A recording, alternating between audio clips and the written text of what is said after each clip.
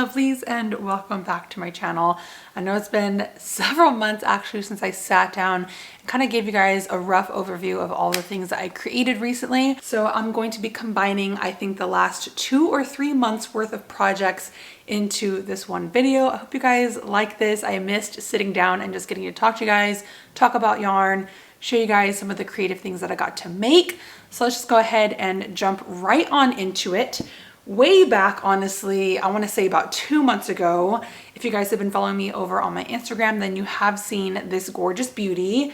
But this is the cute little crop sweater that I made for a pattern testing that I did for Kara's Knit ENG over on Instagram. This is her eye for an eyelet sweater, and honestly it worked up so gorgeous. I will note that it does look a little bit cropped, but that's because I still have to block this thing. I don't really have the right materials here at home to block things, so I kind of just stretch it out and make it sit correctly on my body. But I did make this really cute sweater using some, ooh, what was it? Oh yeah, this was actually made using Ice Yarn's Con Mohair. I actually haven't really done like an unboxing haul here on my channel with the Ice Yarn brand, but I've heard really great things about it. Now, what I really enjoyed about this mohair in particular is that it's not super thin like your 0 or 1 lace weight super fine type of mohair. It's actually very fluffy and very dense. I believe the Con Mohair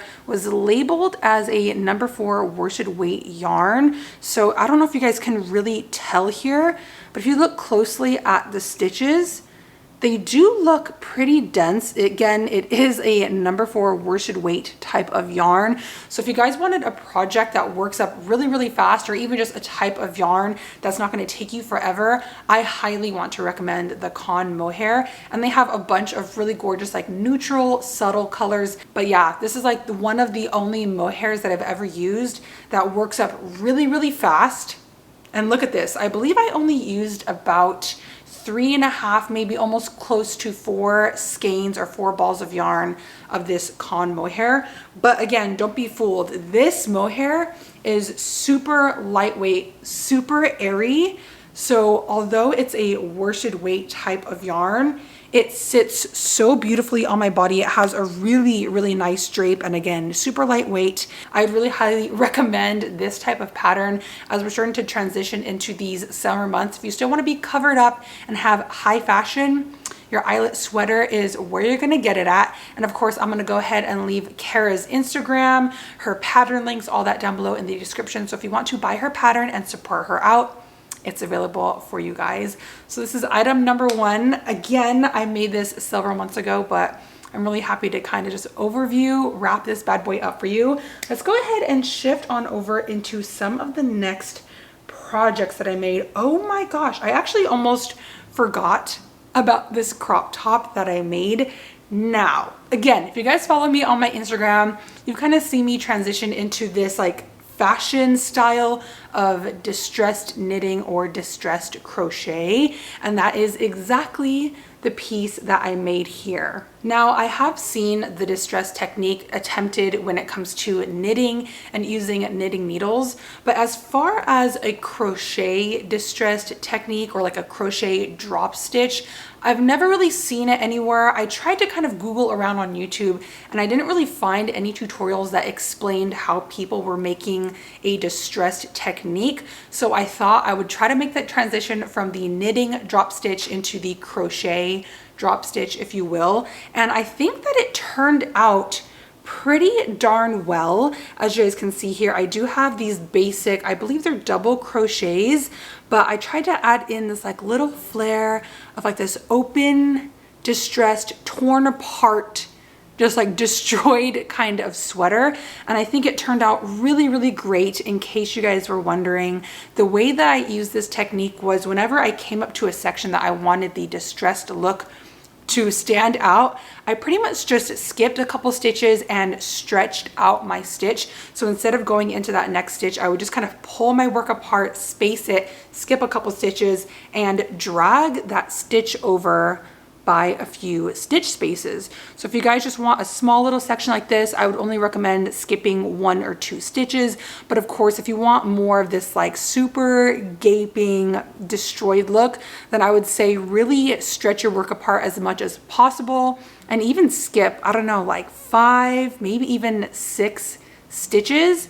And this is how you get that dropped stitch look. So this is again one of the ways that you can create this kind of technique. I have had a couple people recommend to me making a chain instead of stretching your work apart, and I have tried that technique, but I'm not sure if I like it yet. I feel like having that structure of the chains kind of gives away the technique that you're going for, or like that drop stitch look that you're going for, and it's a little bit too like obtrusive in your face. So I did want to give, you know, this kind of technique a try, but of course, you know, I'm gonna have to make some more sweaters, some more top-down raglan sweaters that have this distressed technique. I want to try it, you know, like on the sleeves. That way it's like a lot longer. You can really accentuate and see that drop stitch look, and I think I will try chaining in that open gap area instead of stretching my work apart. But yeah, she's very basic, very simple. You guys know me. Jordan just made me and brought me a new iced coffee because he knew I was recording. Round of applause for supportive boyfriends. But anyway, so get back to this lime green top. I didn't mention it earlier, but I believe I used Bernat Forever Fleece finer yarn. Now this is a number 4 worsted weight type of yarn, but I believe it's made out of 100% polyester. So don't be fooled. This is not acrylic yarn. This is actually very, very buttery soft. Again, it's that polyester, but it feels really buttery smooth. If you guys wanted to use this kind of yarn to make like a baby blanket or something, I think this would work out perfectly. And if I'm not mistaken, I do believe the Forever Fleece finer yarn is currently on sale at Michael's and Joann's, so go grab it. You get like 400 yards in one ball or skein of yarn. But what else can I say about this? In case you guys couldn't tell, I did use, you know, my standard top-down raglan pattern to make this super short crop top, but of course I did stop it and make it more of a cap sleeve or a short sleeve kind of project. So this is what I ended up with. And now that we're on this note, I'm actually going to switch up gears and show you guys another project that I made a little bit more recently, but it kind of has the same style, if you will, or technique as this top. Now, next up, I don't know what's going on here. I think I accidentally untied this top. Let me put it back together. It kind of looks like a dishcloth right now. So hold up. All right, I think I got it put together now. So this is my next project that I wanted to show you guys. I know it doesn't really look like much, but I'm trying to kind of tone down these like bright, vibrant, crazy projects and make more like realistic everyday type of pieces. So this is my really cute little coral crop top, if you will. I don't really even know what to call this. This is pretty much like a very basic t-shirt, a basic vest kind of shirt. But as you can tell, it is actually very revealing for what it is. Don't worry, I'm gonna get into that later. I do plan on remaking this top, but the shining glory of this top that I wanted to highlight for you guys, of course, are these dropped stitches. So again, I really wanted to use that drop stitch technique that I used with this top and translate it back over into knitting. When it comes to knitting, it's actually a lot easier to kind of comprehend how to make that distressed drop stitch technique. So honestly, in case you guys were wondering, all that I do to make these distressed sections are, when I'm first starting out the piece, I actually worked this bottom up. So I started here on the bottom edge of my work, and after, I don't know, about a few stitches to get the base of your shirt going, I did yarn over on my needles and create an extra stitch. So wherever I placed that extra stitch, I will place a stitch marker so that I don't lose track of which stitch to drop. So that's the key, literally dropping stitches. So as you can tell here, I worked up, I don't know how many is that, like 10 or 12 rows. And then once I got the section to the length that I wanted it to show the distress technique, I simply took off my stitch marker and purposefully dropped that stitch. So whatever stitch it is that you purposefully yarned over and added that extra stitch, you want to make sure that you're dropping that same stitch, because wherever you added it on, when you drop that stitch, that is where your work is going to stop. Versus if you're making the piece and you just randomly choose any stitch, when you drop that stitch, it's literally going to unravel your entire work back to the beginning. So if you want to go for that look, that's totally fine. But because I'm a little bit more anal than that, I really wanted to have control over the length and the height of my dropped stitches. And I didn't want, you know, my entire piece to unravel. So as you guys can see right here, that drop stitch stops right there, and there's no way, you know, even if I pull on the work and tug on it, there's absolutely no way that it's going to continue to ravel or unravel here to the very bottom. Again, right here's another like significant portion where I purposefully added that yarned over stitch and then dropped it about 6 or 7 rows later. But again, because I'm purposefully marking which stitch to drop, it's no longer going to unravel all the way down here to the bottom. So that's a really good trick if you guys just want like little peekaboo sections to show that distressed look and you don't want the entire piece to come apart.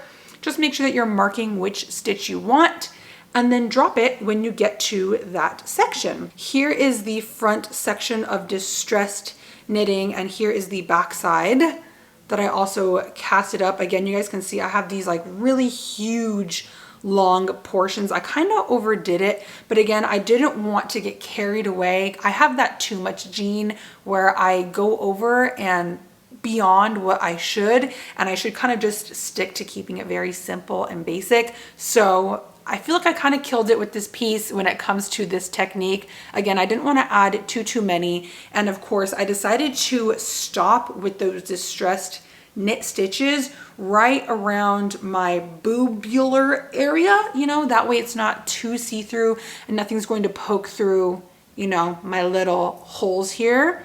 But I really like this. Again, if you guys want to use this technique, I think it'd be really cute if you just made like little circles here and there to show the technique. But again, I can't hold myself back. I do love these larger sections right here. Now, when it comes to this top, the kind of yarn that I used is actually from my Knit Crate monthly subscription. As you guys know, I am an affiliate here with Knit Crate, and they do like to send me my monthly box. So I believe this was my April box. This is the first box that I ever received from Knit Crate, and this was their Knitology Wisp DK weight 100% merino wool yarn. That's a mouthful, and now I'm parched. I need to rejuvenate. That was too much to say. And to be completely honest and transparent with you guys, once I received this Knit Crate yarn in the mail, this is actually what pushed me to change my hand-dyed yarns from 100% pure wool yarn and go into merino yarns and superwash yarns. Although I really do like the durability of the pure wool, it's not as touchably soft. It's not as comfortable on your skin as your standard traditional merino wool yarn. So very comfortable, very breathable. I love that this stuff is actually machine washable. Now, if you guys couldn't tell with this top, again, it's very like lacy, very scrappy and pieced together. And originally I wanted to make this a bandeau type of top. So of course I wanted it to rest on top of my chest and have, you know, no straps or anything. But once I added my 2 panels together and just kind of used some yarn to piece it and tie it together, I kind of came to the realization that I made this top way too big for me. I definitely wanted this to be a lot more fitted, and I think it actually looks a lot better as a crew neck or a boat neck top, if you will. This is item number 3 that I've made in the last 3 months. Yeah, if you guys want to check out some of the Knit Crate boxes, I actually have a super awesome coupon code for you.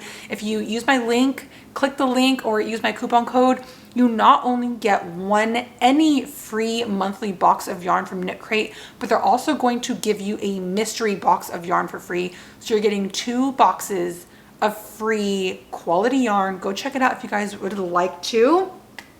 All right, let's go ahead and move on to the next project. I actually wanted to show you guys this little number next up, now that we're kind of on the topic of hand-dyed yarns. So this super cute beauty, I don't really have a name for her, but in one of my studio vlogs when I was hand dyeing my yarn, I really wanted to show you guys what my hand-dyed yarn looks like when you work it up. So I decided to make a little last minute bandeau frilly number, and this is what I came up with. It's very basic, very simple, but I actually really like the simplicity of it. And you can clearly see what this yarn looks like when you crochet with it. So in case you guys are wondering, yes, I used my own hand-dyed yarn in the name Goldfish, or the colorway Goldfish, to make this super cute bandeau. But the construction of it was very basic, very simple. You guys know I'm a very basics kind of gal. In order to make these little cups here for the chest, I just used my tutorial where I made that cupped bralette to make these little triangle boob portions right here. So of course I made 2 matching ones, and then I decided to add a little backing to this. I wanted it to be very breathable, lightweight, a little bit of a mesh texture. So the back side of the bandeau is really just a mesh pattern right there, just enough to kind of hold the top together. And then last but not least, I kind of just went in and added a couple rows of a frilly hem here on the bottom, because I realized that this top is a little bit too small for my chest. Recently, for whatever reason, my chest has been getting even larger than it was before. So I actually need a lot more coverage than I initially did when I first started my channel, which is kind of crazy to think about because I'm 28 years old and you would think, you know, my body is done growing. But no, you know, hormones change. So we have to adjust and just go with the flow. So again, here she is. I just decided to tie her up in the center with literally just scrap yarn. You guys know I'm a scrappy kind of gal. So here she is, but let's just show you guys this hand-dyed yarn up close. Again, this is in the colorway Goldfish. And like I was mentioning earlier, the first batch of yarn that I was hand dyeing, I was using a 100% pure wool yarn. And to be honest with you guys, I love it, but there's a few things that I would like to change about it. First and foremost, the things that I love about pure wool yarn is that it's extremely durable. It's wool in the purest form. So when you have a 100% pure wool yarn, this stuff is very durable. It doesn't pill or fleece on me. Honestly, I've stretched this thing out so many times. I frogged this work so many times, and you can't even notice. You can't notice that anything is wrong with it. It looks virtually, I don't know, virtually impeccable. So if you guys are interested in a pure wool yarn, I definitely don't knock it. Again, very durable, very strong. But the only downside with pure wool yarn, as you guys probably know, if you've gone to Joann's or Michael's and picked up some wool yarn, is that it's a little bit scruffy, if you will. It's a little bit, I don't want to say rough, because it's not, you know, it doesn't feel like a dishcloth. It doesn't feel like it's going to scratch me or irritate me in any way, but I wouldn't classify this kind of yarn as buttery. But when it comes to paying top dollar and purchasing hand-dyed yarn, I personally would rather use a much more touchably soft kind of yarn like the merino wool or even like your superwash wool. So yeah, I'm kind of just redirecting all of my focus and upgrading the quality of my yarn. So in case you guys are wondering, the hand-dyed yarns on my website are now only merino wool and superwash wool. Oh, I'm also starting to get into dyeing mohair yarn. Honestly, I'm speechless. I can't believe that I get to do this as my job. And you guys know I'm obsessed. I mean, obsessed with mohair yarn. And now I get to make my own colorways. So if you guys want to see more items coming soon to my shop, then stay tuned. But yeah, that's going to wrap up bandeau scrappy piece number 3, 4 that we have for the last few months. Let's go ahead and transition over into some accessories. So in another separate studio vlog, as you guys know, I have a ton, like way too much scrap yarn. Honestly, you guys can imagine, I'm sure you guys hoard yarn as much as I do. And as I was going through and cleaning up my collection, I realized I need to do something. I need to do something with all of this Red Heart Super Saver yarn. So Your girl made a few different checkered bucket hats about a month ago. So this is the super cute first number. I don't know. I just love this color combo. I actually haven't put on this bucket hat since I chopped off all of my hair. I'm actually flabbergasted. My ego is going through the roof. I really like how bucket hats look on me now that I have shorter hair. I feel like it just, I don't know, it looks a lot better than when I had my long, crazy, ratty hair. But anyways, this is the first colorway of bucket hat that I whipped up.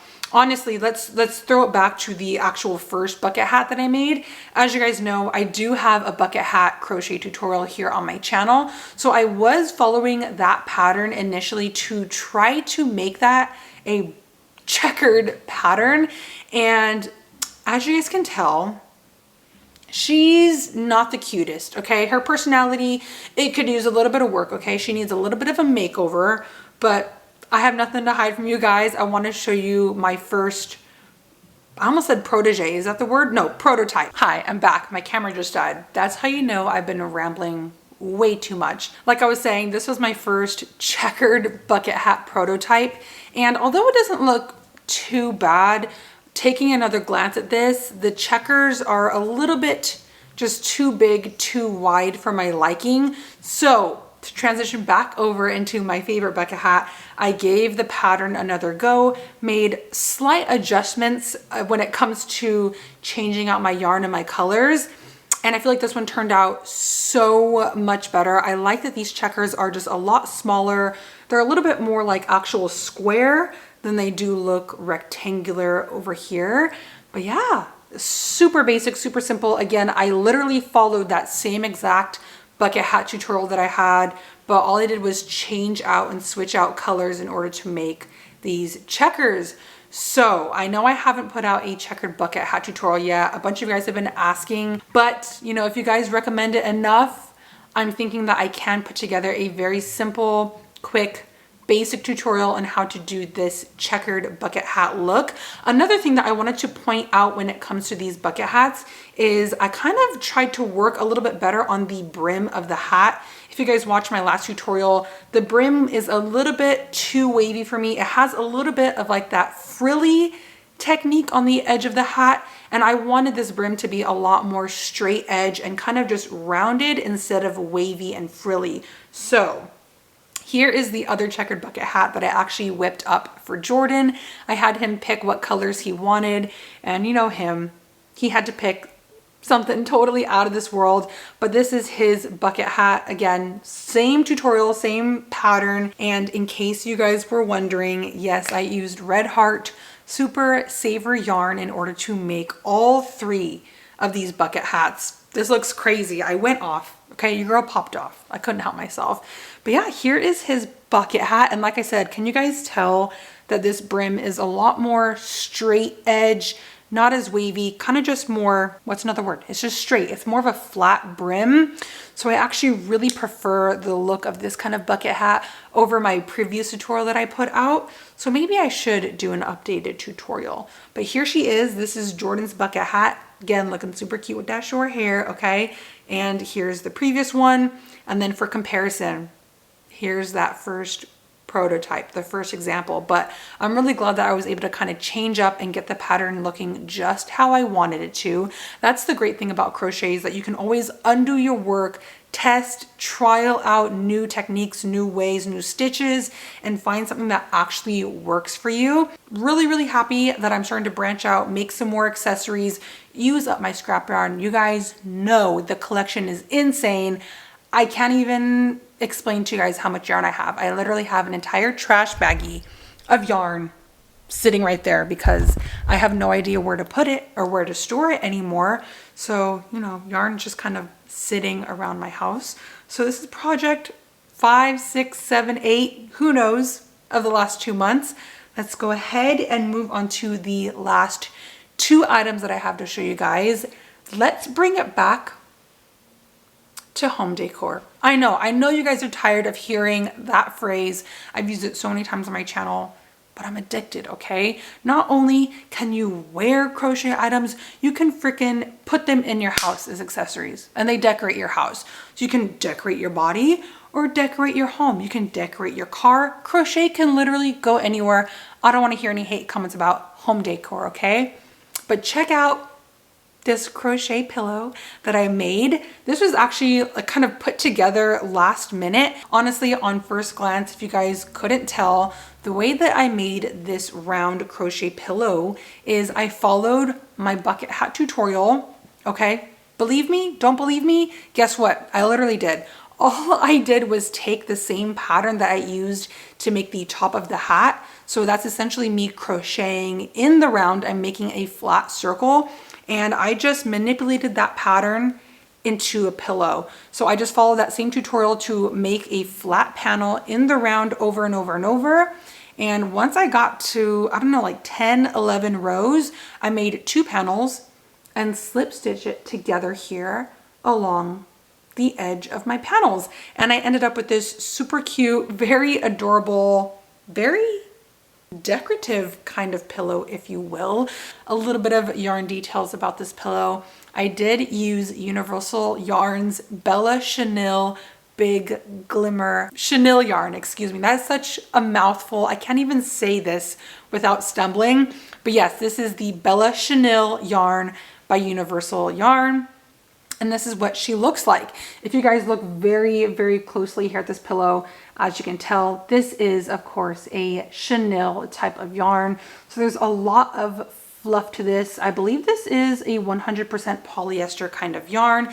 And it does have a tiny, tiny bit of shimmer or glitter in there. Can you guys see that? Is it catching the light? So I just used the Universal yarn to make the 2 panels and stitch it together. And then as far as the stuffing goes, I know in my previous pillow tutorials, I was using an actual pillow insert, but when I was searching over on Amazon, I couldn't really find a round pillow insert that I liked very much or something that was cost affordable.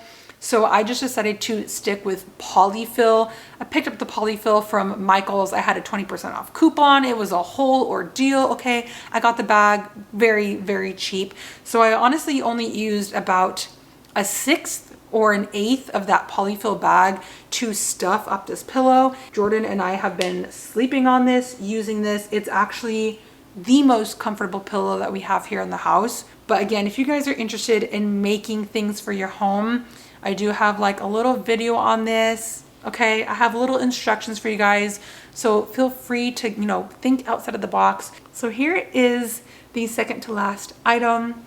I honestly, genuinely, really love this pillow. It stays on my bed 24/7. And honestly, just like, look at this thing. It adds such a nice little decorative touch to your home. This is a statement piece and I'm gonna stand by her. We stand her.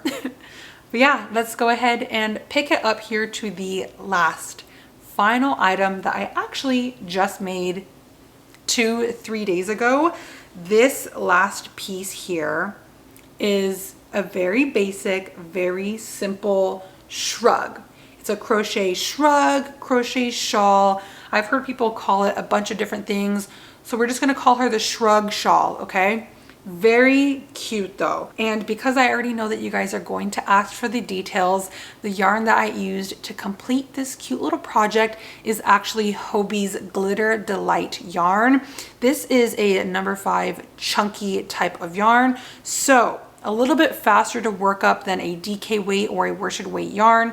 Again, chunky yarn is kind of like your best friend. It's the way to go. And I know you guys are thinking like, Erin, it's summer, it's hot. Why would you use a chunky kind of yarn to make an outfit with? Well, there's 2 things that I actually really enjoyed about the Glitter Delight yarn.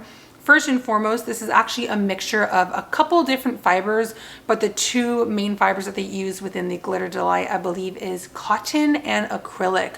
So although this is a chunky kind of yarn, because cotton is mixed into this fiber, it's a lot more breathable on your skin than if you just use a regular 100% worsted weight yarn. That is a dangerous thing to do, okay? Acrylic is great and all, but if you're gonna be using like a chunky yarn and you wanna make a sweater or again, a shawl, a shrug, If it's gonna be 100% acrylic, you're gonna be sweating in the sun, okay? Your makeup's gonna be dripping off. You're gonna be very uncomfortable. So that is like the selling point for me when it comes to the Glitter Delight. Again, cotton is such a breathable, organic type of item. You kind of have to mix that into your everyday items when it comes to the hotter months here in summertime.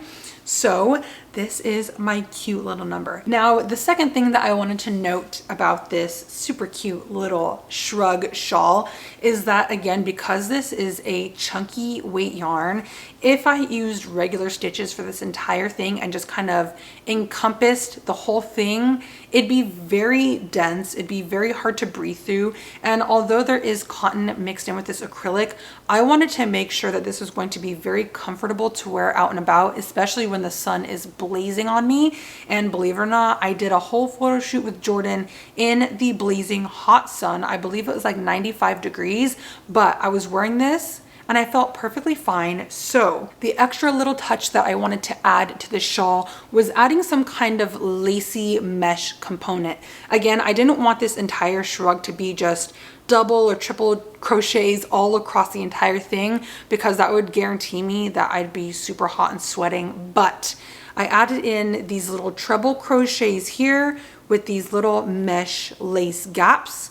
And I kind of did that on every third and fourth row. So I do have a cute little pattern, a whole tutorial on how to make this shrug up on my channel. I actually just put it up very recently. So if you guys want to learn how to make this shrug, adapt it and make it to your own sizing, go watch that video. If the wind's gonna blow anything, you're gonna get a lot of ventilation with this lacy kind of shrug. Now, I know you guys are thinking, this is kind of big for you, Erin. Yeah, I kind of messed up the pattern a little bit too much. I got too excited. I had the too much jean. So I should have made this just a few stitches shorter. I should have chained just a little bit less.